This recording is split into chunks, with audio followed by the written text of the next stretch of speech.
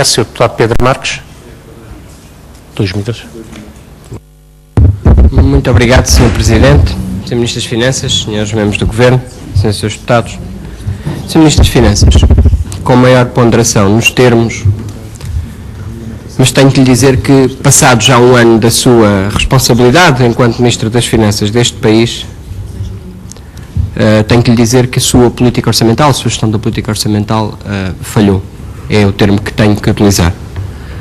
Falhou, pelo menos, e olhando apenas para 2012, Sr. Ministro, porque é o ano da sua inteira responsabilidade, reparemos que falhou pelo menos em 5 pontos, em 5 momentos importantes.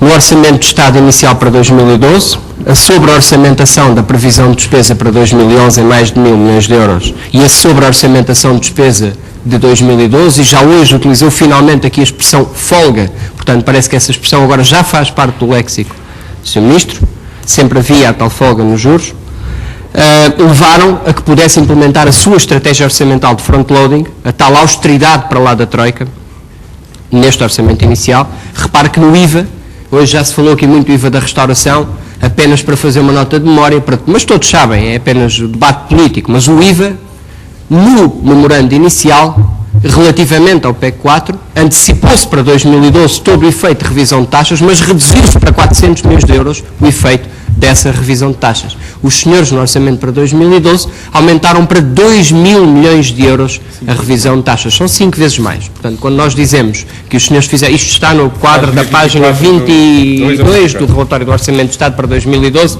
é um quadro que temos usado várias vezes e que nunca lhe dão a devida explicação. Portanto, a questão da diferença da vossa estratégia para lá da Troika, a melhor maneira de a ver é no vosso relatório do Orçamento de Estado para 2012.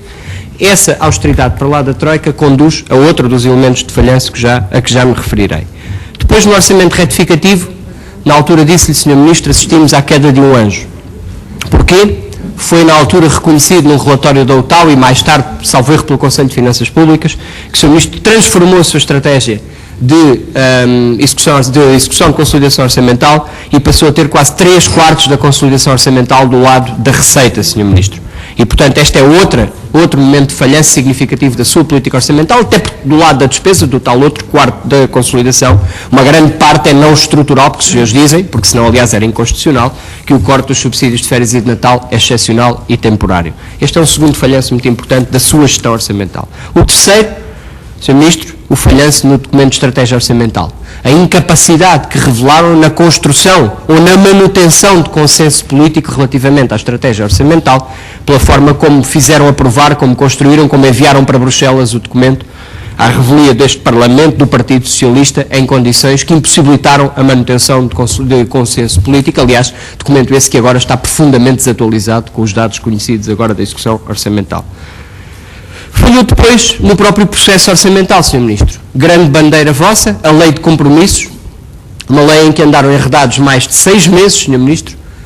Lembra-se da urgência, certamente, que impediu um debate profícuo e efetivo nesta Comissão para tentar melhorar a lei. Já reconheceram posteriormente que as propostas do Partido Socialista tinham valia, até tinham tido interesse, que até seriam inspiradoras de alguma coisa na regulamentação, já disse aqui a maioria. Bom, mas na altura não havia tempo para uma análise séria da lei. Bom, e agora temos uma regulamentação que mantém problemas severos, que abre exceções e dá amnistias do ponto de vista do incumprimento da lei maiores para aqueles que mais incumpriram do ponto de vista dos pagamentos em atraso e que, inclusivamente, o seu legado nesta matéria desde o início do ano são mais 642 milhões de euros em 4 meses de pagamentos em atraso no Estado e, portanto, falhou no processo orçamental e de controle dos pagamentos em atraso. E falhou, finalmente, obviamente, na execução orçamental de forma rotunda, Sr. Ministro. A UTAU estimou 7,4% de déficit no primeiro trimestre do ano. Isto não tem a ver só com a receita, nós estamos a falar de déficit, o que quer dizer que se considera a evolução da despesa em linha ou não. 7,4%, muito distante, portanto, do necessário para atingir os 4,5% do PIB, mas a ajuizar pelas contas, e o Sr. Ministro fará o favor de confirmar ou infirmar as contas de 2 jornais que certamente pediram macroeconomistas que as fizessem, o Público e o Diário e o Jornal de Negócios, estimam valores que, consolidados entre receita e despesa, podem, e com todas as administrações públicas, incluindo Segurança Social, podem ascender a 3.000 milhões de euros, praticamente 3.000 milhões de euros de desvio relativamente à execução orçamental até maio, Sr. Ministro. E era o tal momento em que o Sr. Ministro dizia agora, já a partir de maio, já se pode fazer uma avaliação razoável da evolução da execução orçamental. Sr. Ministro, do nosso ponto de vista, do ponto de vista do Partido Socialista, isto é muito importante do ponto de vista do consenso político, peço-lhe a sua atenção, eu sei que está atento, não é essa a questão, mas atenção para o resultado da sua gestão orçamental. Nós estamos mesmo em espiral recessiva do ponto de vista do Partido Socialista. Os senhores aumentaram muito a dose da austeridade, têm agora uma quebra muito maior do que esperavam na procura interna, certamente, e têm agora uma quebra, portanto, muito maior nos resultados relativamente ao objetivo para o déficit, em particular, do lado da receita. Sr. Ministro, e, portanto, estamos em espiral recessiva, importa interromper essa espiral recessiva do ponto de vista do Partido Socialista, nomeadamente interromper a espiral da austeridade, já nem lhe falo das medidas para o crescimento e emprego que temos vindo a defender há muitos meses, mas, sobretudo, dizer-lhe claramente, Sr. Ministro, interromper a espiral da austeridade, Sr. Ministro.